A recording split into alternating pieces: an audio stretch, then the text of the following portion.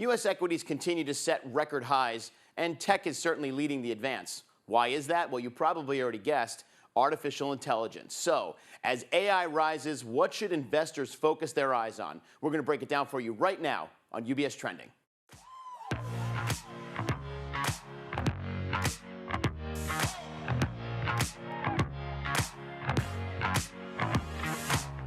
Hi again, everybody. Thank you for joining us. I'm Anthony Pastore, and this is UBS Trending. Good to have you with us today. Kevin Deneen from the Chief Investment Office is here with me. AI is the hot topic. It is the buzzword of the day. It's probably been that buzzword for many, many months now, over a year. And we are at CIO saying we should optimize tech exposure in some of our messaging. And we have seen, Kevin, a lot of stocks in the S&P 500. We talk about the Magnificent Seven all the time. Certainly have benefited from AI and the excitement over AI. But if you look kind of more broadly, what's changed maybe? If you look at the last few months, what's changed, if anything, when it comes to those AI beneficiaries? Yeah, it's a good question. Thanks for having me in. So I think a couple of things have changed. I think that what we've seen is maybe a growing appreciation that there will be beneficiaries beyond what I would call the small handful of winners that we've seen that are largely concentrated in the semiconductor industry. So we think the next leg of AI will be about monetization. Right now, I think you've seen a lot of upfront investment around AI.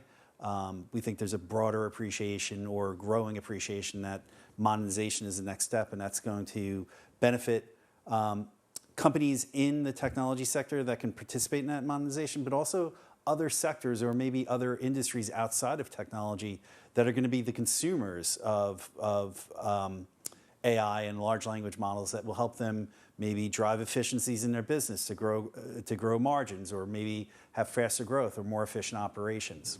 It's interesting when you talk about monetization. It's a question I asked you right before we started today. Yeah. If I think back, a decade ago when you started looking at the social media names that were going public, and even search engines, people were saying, well, how do they make money?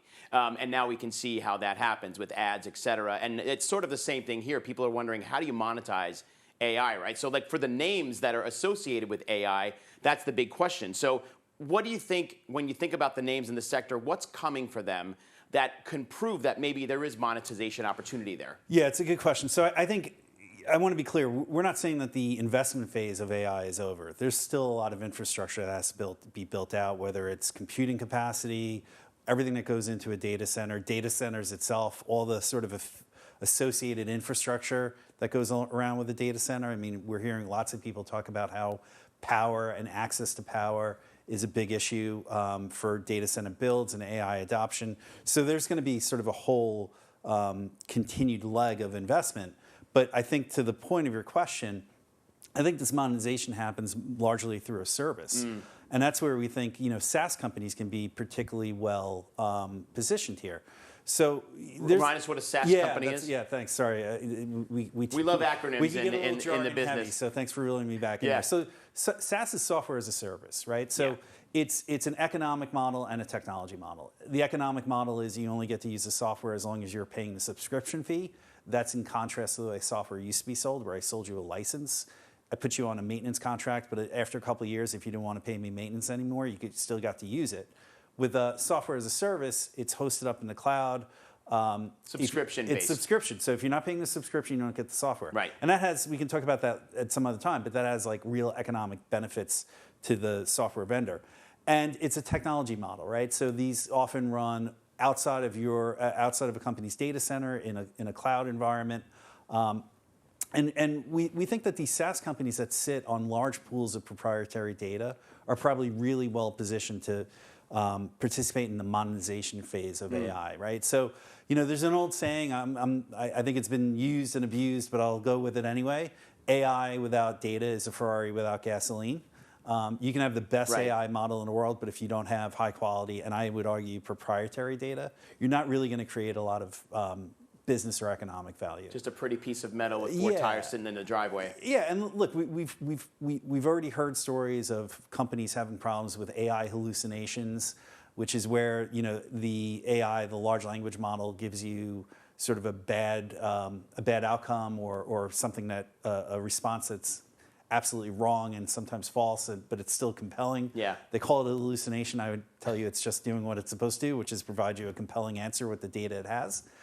So if you don't really have high quality proprietary data, it's really going to be hard to monetize AI. So I think about these software as a service companies.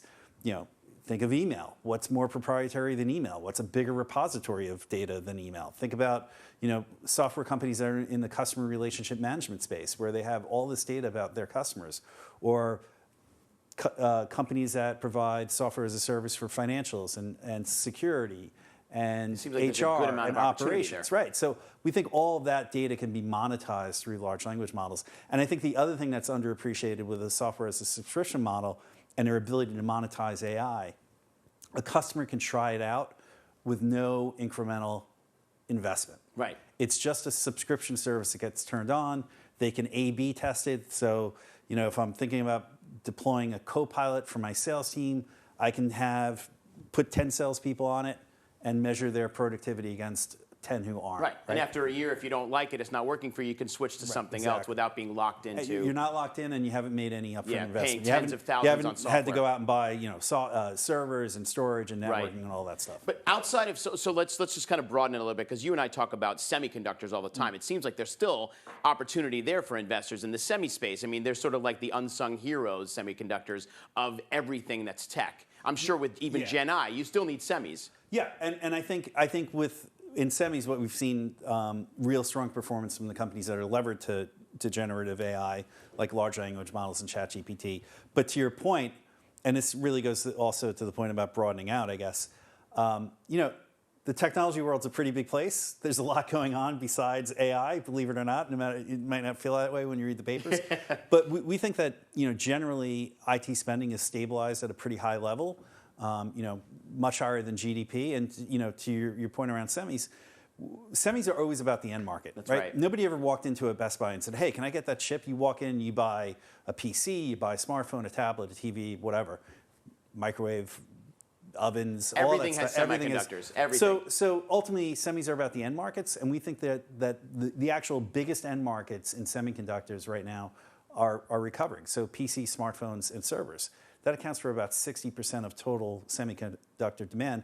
So we have a tactical theme out there called Select Semis, where we identify a small handful of semiconductor names that have real high exposure to these end markets.